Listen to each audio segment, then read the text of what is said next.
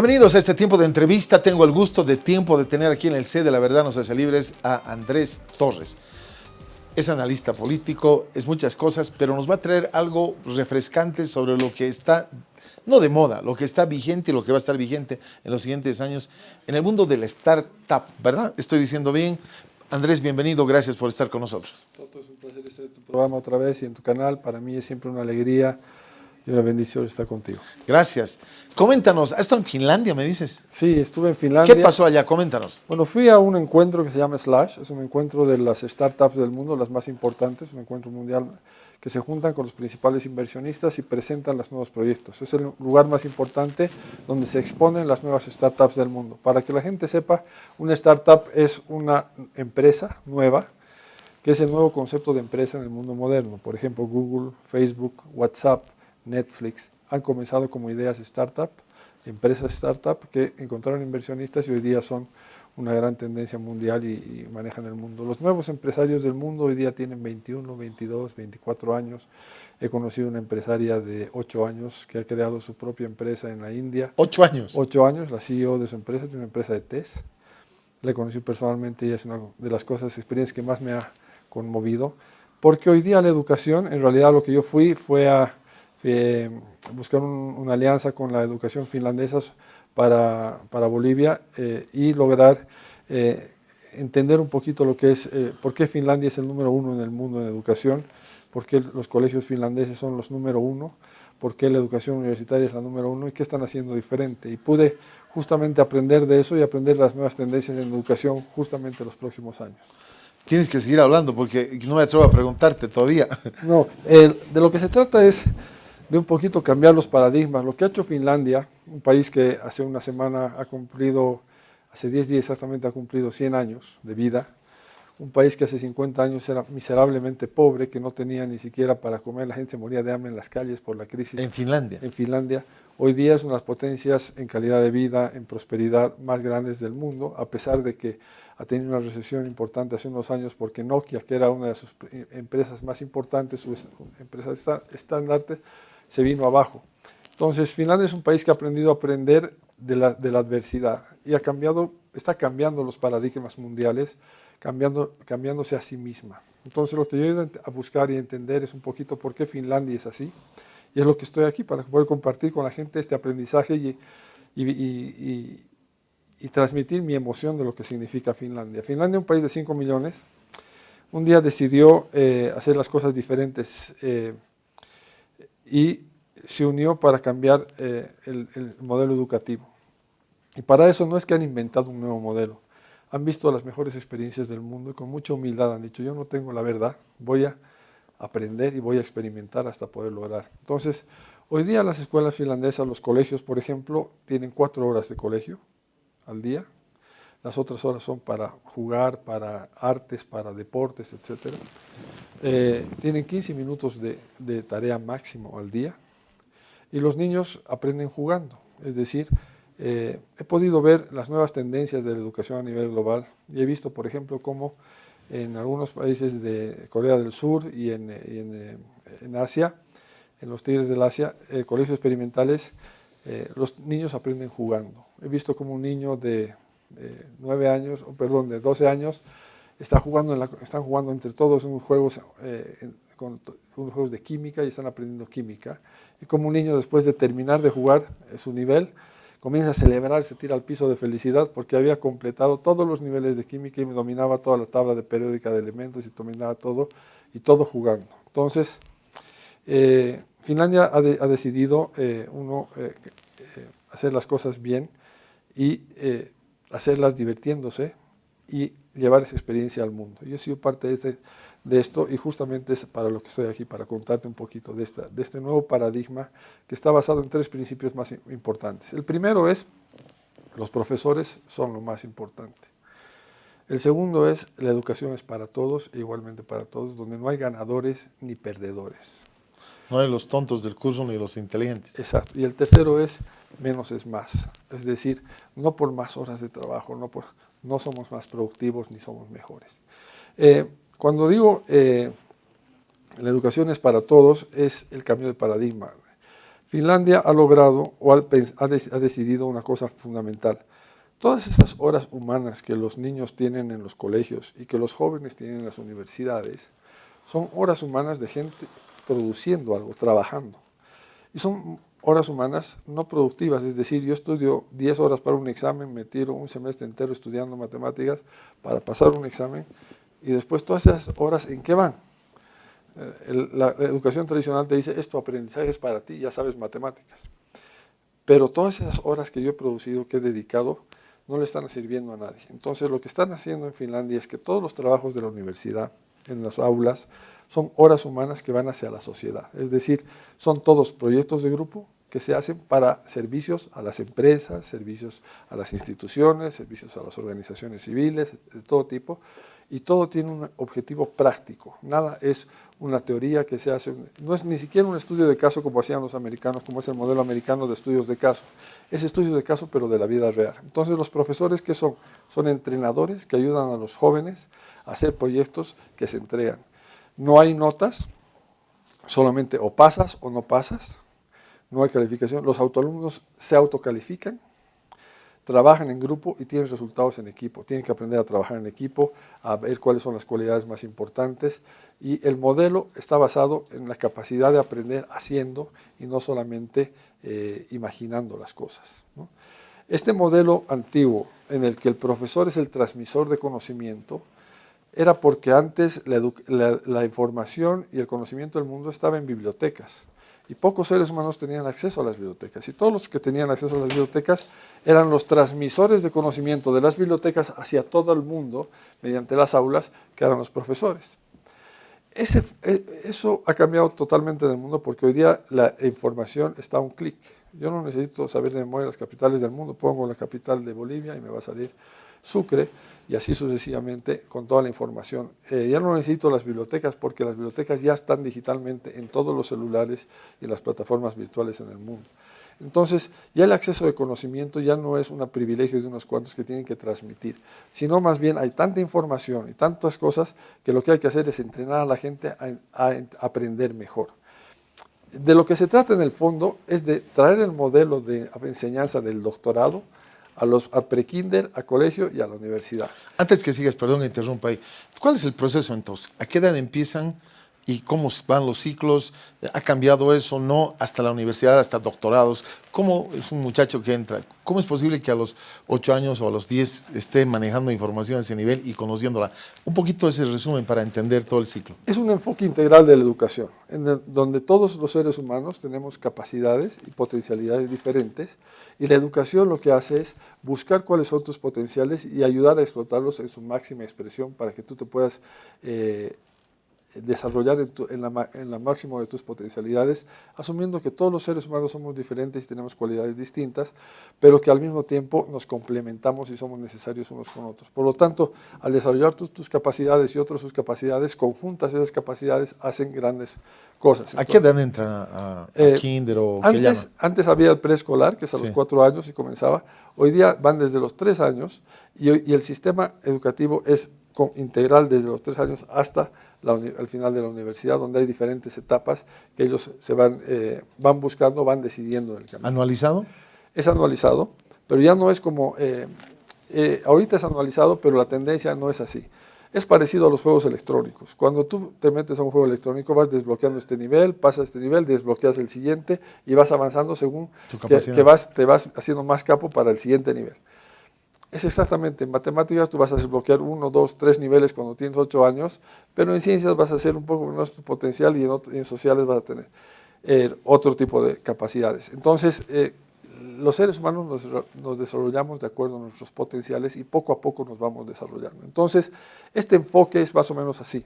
Es la personalización de la educación basada en la educación en equipo, es decir, en una sociedad a la cual tú perteneces y tienes que servirle dentro de tus capacidades para complementarte con los demás. Por lo tanto, la conciencia del colectivo y de la sociedad y esa visión ética dentro de la sociedad de servicio es absoluta. Sobre todo, la autoestima en los alumnos al saber que todo lo que están aprendiendo en la universidad y en el colegio son cosas prácticas que además están utilizando inmediatamente en la sociedad.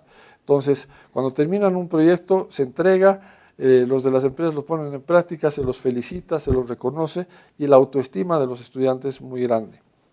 Obviamente en estos sistemas hay un 20% de gente que se aplaza o que no en el grupo no responde. Entonces el sistema no te dice tú eres un perdedor, ellos son los ganadores, sino te dice estás motivándote por el lado equivocado. ¿Por qué no buscamos en este tipo de cosas? Tienen una filosofía que se llama no hay un perdedor o un ganador, sino vamos a aprender haciendo. Y no es que tú eres malo para algo, sino que estás mal enfocado o estás mal utilizado en los lugares incorrectos y vamos a buscar cuál es la mejor forma de hacerlo. Entonces no asuma que tú por equivocarte eres malo o tienes que ser castigado o un perdedor. Simplemente asume que tú estás en un proceso de aprendizaje como todos y que el proceso de aprendizaje es diferente y en diferentes niveles para todos. Este es un cambio de paradigma de la sociedad. Son una sociedad que vive entre perdedores y ganadores, entre malos y buenos, en que yo castigo a los malos, los meto a las cárceles, etc. Tenemos un país que está cerrando las cárceles porque ya prácticamente los niveles de inserción, de reinserción y de rehabilitación son muy efectivos y la capacidad de generar ese tipo de incentivos en la sociedad son muy diferentes a los que castigan y criminalizan a todos y meten a todos en un mismo saco. Con todo esto, todo lo que quiero contarte es que el mundo está cambiando a tal velocidad que seguir enseñando a los jóvenes y a los niños como lo hacíamos en el siglo XX, a principios del siglo XX y antes del siglo XX, es no solamente una falta de ética y una irresponsabilidad, sino más bien casi un delito, porque les estamos obligando a que todas esas horas tan valiosas de los seres humanos de crecimiento, de aprendizaje, donde nuestros cerebros están en su mayor capacidad de absorción, están siendo desperdiciadas de una manera muy grande. Todo este mundo que nosotros vemos de los juegos electrónicos, que vemos que nos asustan, de estos cambios tan grandes que está viviendo el mundo, son absolutamente maravillosos y positivos. Yo tengo una filosofía que quiero mucho basada, que dice, el bien es mayoría en todo el mundo. Los caricias, los abrazos, los te quiero, las bendiciones, los agradecimientos, las sonrisas, son abrumadoramente mayoritarias, un 90%, que los puñetes, que los gritos, que los insultos. Lo que pasa es que son silenciosos y no los vemos y no los contabilizamos porque los asumimos como normales. Cuando vemos un grito, cuando vemos un crimen, cuando vemos un acto de corrupción, cuando vemos despotismo en el poder, pensamos que todo es malo, que esto está yendo mal, porque nos gusta contarnos las malas cosas. Las grandes transformaciones que está viviendo la humanidad por la tecnología, por la educación, y que esto ayuda a la educación, ayuda a la medicina, ayuda al transporte, ayuda a la calidad de vida en los colegios, en las viviendas, es tan grande que no lo vemos y no lo cuantificamos en su verdadera magnitud. Esto se parece como cuando Don Quijote leía un libro y leía durante horas, y la gente que no sabía leer ni escribir ni sabía que era un libro, veía a un tipo que estaba mirando unas hojas con puntos negros durante horas de horas, y decía, ¿cómo alguien puede estar sentado mirando una hoja con puntos negros durante horas de horas? Hay que ser estúpido, hay que ser tarado. Ese tipo nunca va a hacer nada, no es productivo, etc. Obviamente esa gente no entendía lo que era la lectura. En la medida que el ser humano aprendió lo que es la lectura, aprendió a valorar que esas horas no son horas ociosas, sino más bien horas productivas. Eso nos pasa con nuestros niños cuando los vemos con las tabletas, cuando los vemos con los juegos. Y pensamos, es tan diferente y tan abismal el cambio que pensamos mal y pensamos con la misma desconfianza. Cuando estas son las cualidades que los médicos y todos van a tener en el futuro. Por ejemplo, los niños que manejan bien los juegos electrónicos van a ser cirujanos que van a hacer todas las cirugías por robots, se van a hacer a distancia. Con joysticks. Y los que mejor manejen los joysticks, los que mejor manejen la información, la tecnología y las cosas, van a ser los más aventajados en el futuro. Así va a ser la ingeniería, así van a ser los médicos y así va a ser prácticamente todo en el mundo. Y lo más importante de todo, con lo que me gustaría contar, que a mí es lo que más me ha revolucionado la cabeza. Fui a una charla sobre unos expertos que habían hecho varias empresas nuevas de startups muy exitosas y decían, ¿cuáles son las cualidades y las carreras o las cualidades que le tenemos que enseñar a los niños del futuro? Así se llamaba la charla. Entonces todos nos llenamos y fuimos a ver que alguien nos diga cuáles son las carreras del futuro, cuáles son las cualidades, las materias que se tienen que enseñar. Y todos nos sentamos a escuchar cómo estos chicos y estos profesionales habían tenido la experiencia tan exitosa en sus cosas y no nos decían la respuesta. Y la charla de 20 minutos y estábamos en 15 y todavía yo no escuchaba nada. Cuando al último la chica, la entrevistadora le dice, a ver, ¿y cuáles son las cualidades del futuro? Y él dice, no sabemos. Y esa es la gran verdad del futuro. Queremos tanto tener certezas y estamos tan acostumbrados a que por aquí es, que el no saber nos asusta, nos da vértigo. Y cuando la verdadera certeza es que no sabemos cuáles son, estamos cambiando a tal velocidad, Toto, que por ejemplo BlackBerry, que era una empresa que lideraba el mundo, que tenía a todos los ejecutivos del planeta Tierra en su bolsillo, porque todos tenían BlackBerry, sin BlackBerry, todos presidentes, ejecutivos, profesores universitarios, dependen de mí, es una empresa que hoy día no existe, porque no supo renovarse, porque no supo reinventarse. Y así pasa con todo, con el poder, con las empresas, con absolutamente todo en el mundo, porque va cambiando a tal velocidad hoy día que tu capacidad de reacción y aprendizaje tiene que ser muy grande. Entonces, esa certeza de que no sabemos no es no es un mensaje de desesperanza, sino todo lo contrario. Lo que tenemos que enseñar a los niños es las capacidades para enfrentar un mundo de incertidumbre, capacidad creativa, capacidad de investigación, capacidad de aprendizaje, capacidad de lectura, capacidad de humildad para saber que no se sabe, y que lo que sabes tiene un tiempo perentorio y que tienes que estar en permanente actualización, etc. Entonces, las universidades del futuro y las universidades del presente ya, Toto, no son universidades que te gradúas y chao. Son universidades que te acompañan en toda tu vida para que tú te estés reinventando cada vez más con herramientas. Ya no se convierte en tu alma mater que se quedó allá como una madre, sino se convierte en tu esposa y en tu mejor amiga que va contigo el resto de tu vida caminando y ayudándote. Ya no es un lugar donde tú vas a un aula y de un tipo conoces la información de un iluminado. Es alguien que te enseña a investigar y a enfrentar mejor el mundo. Ya no es una institución que te deja solo, es una institución que te acompaña y que no es física en un aula, sino que está contigo virtualmente en todas partes.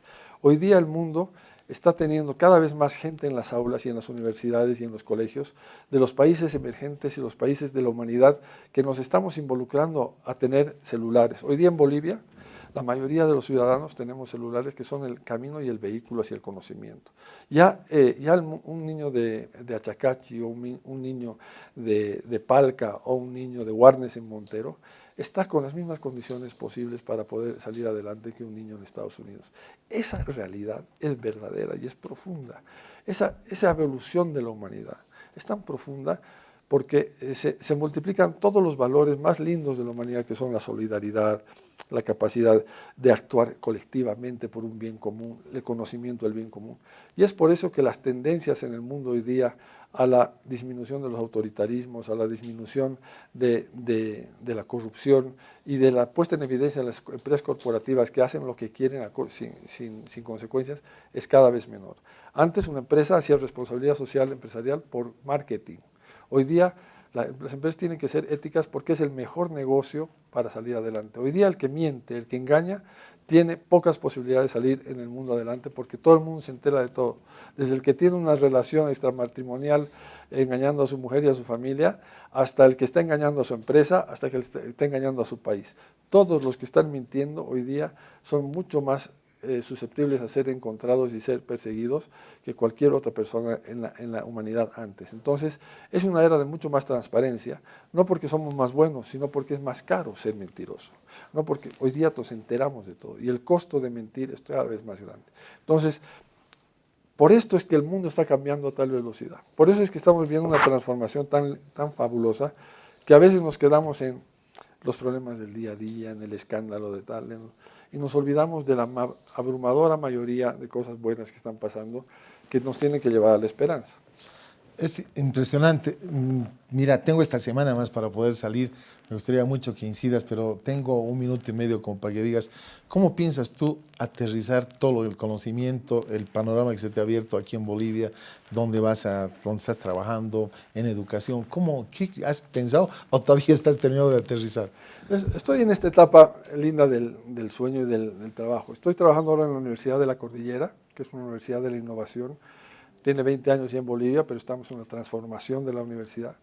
Hemos firmado un convenio con Finlandia para aprender todo el sistema finlandés y multiplicarlo no solamente en Bolivia, sino también en otros países de la región, en el mundo hispano de habla castellana. No como que nosotros somos los que vamos a hacer esa educación, sino lo que queremos es transmitir esa educación a todas las universidades y a todos los colegios. Y no es un tema de una marca, es un tema de una forma de hacer las cosas diferentes y donde no es una cosa exclusiva nuestra, sino que es para todos. Y todo el que quiera aprender del sistema finlandés en colegios y en universidades, tenemos la posibilidad de traer a los profesores y de vincularlos y de traducir todo esto para que sea multiplicado. No como un objetivo empresarial, no es un objetivo netamente de proyecto, para mí es un proyecto de vida, de poder transmitir este aprendizaje y que se multiplique lo máximo posible. Lo que está pasando en Finlandia es tan maravilloso porque es un cambio de paradigma. Es un cambio de paradigma no solamente de la educación, sino en una sociedad más justa, más equitativa. En Finlandia, por ejemplo, no hay pobres. Cuando los pobres se les paga sueldo, se los educa y se trata de reinsertar a la sociedad. No hay niños en la calle. Tienen la calidad de vida los países nórdicos más importante del mundo. Y no porque sean mejores, es que han sufrido mucho, viven en condiciones adversas, climáticas muy grandes, que les obliga a ser muy creativos. Y lo que has dicho es importante, no creen que lo saben todo. Eso, la humildad, yo creo. Eso es muy clave. Cuando tú crees que domines el mundo y los demás están en otro tema, empiezan los problemas. La humildad de aprender no debe parar hasta morir. Hay tantas cosas, voy a querer que nos cuentes de estos CEOs tan jóvenes, que es una realidad. Lo que decías de Achacache, de todo, están en concursos sudamericanos, mundiales de robótica, por ejemplo, que han agarrado las cosas que han votado a hacer y han empezado a ser creativos, que manejan gente que gana por una aplicación, un dinero ahí tranquilo en su casa sin hacer nada más que haber hecho eso, YouTube, bueno, todo el mundo, hay mucho que hablar, tengo encima ya la hora, obviamente, pero quiero comprometerte lo más pronto posible a que tengamos otro tiempo y vayamos insuflando esto, porque si no hay educación, olvídate, solamente ir por el tráfico, la gente todavía no sabe ni los colores, qué es rojo, qué es amarillo, qué es verde en un semáforo. Imagínate lo que estamos hablando. Necesitamos ese proceso, va a traer un cambio y vamos a dejar el deporte, la calumnia, la difamación, el insulto y la especulación y la mentira para que te vuelvas famoso por lo que tú estás hablando. Así que, no sé, tus palabras finales, ya tengo 3 tarjetas rojas por allá, pero valía la pena y te agradezco que estés acá. No, para mí siempre es una alegría muy grande estar aquí todo contigo. El gran secreto de una sociedad que va bien es donde los profesores son la gente más respetada y más querida en la sociedad. Tal vez no los mejor pagados, en Finlandia no son los mejor pagados, pero sí ser profesor es un estatus reconocido por todos de agradecimiento y de reconocimiento. Yo creo que una sociedad que reconoce a los profesores como la base de una sociedad que va hacia mejor es fundamental. Yo creo que en ese sentido aprender de eso es muy importante y la humildad de saber estamos en un proceso de transformación, de cambios muy, muy profundos y necesitamos humildad para saber que no lo sabemos todo y eso, la certeza de saber que no sabemos es un gran paso para empezar a cambiar. Y es tiempo de entender eso Así en es. todos. Gracias, Andrés. Quedamos comprometidos para prontito otra vez seguir con este tema porque es muy apasionante, edificante para todos, propios extraños, opositores, oficialistas, todos estamos metidos en esto. Gracias otra vez, un abrazo, bendiciones. Vamos a una pausa que hay más acá en La Verdad.